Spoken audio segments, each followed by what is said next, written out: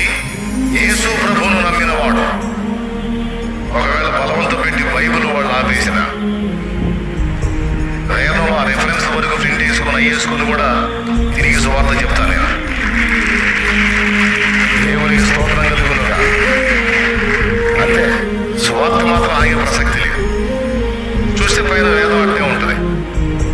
నేను బైబిల్ చెప్పట్లేదు, బైబిల్ లేదు నా దగ్గర, నల్లటి పుస్తకం లేదండి నా దగ్గర. వేదం ఏముందని వేదం చూపించి సువార్త చెబుతాను.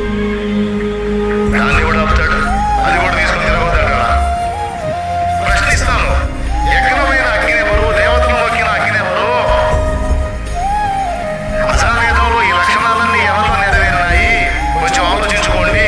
నేనైతే అనుకుంటున్నాను, ఆయన యందు విశ్వాసం ఉంచకపోతే నరకం తప్పదు. నమ్మి మారు మనసు పొంది బాప్తిసం పొందినవాడు పరలోకం చేరతాడని బైబిల్లో ఉంది.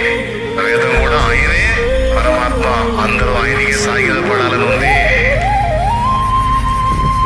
చెప్పింది మీ ఇష్టం అని చెప్పి తిరుగుతా. ఆల్రెడీ నేను తిరుగుతున్నదే అవసరం. బైబిల్ పట్టుకొని తిరగనికపోతే అది పట్టుకొని తిరుగుతా చెప్పవచ్చు. ఎందుకంటే అందులో ఉన్న రిఫరెన్స్ మస్తు యేసు ప్రభువుని సూచిస్తాం.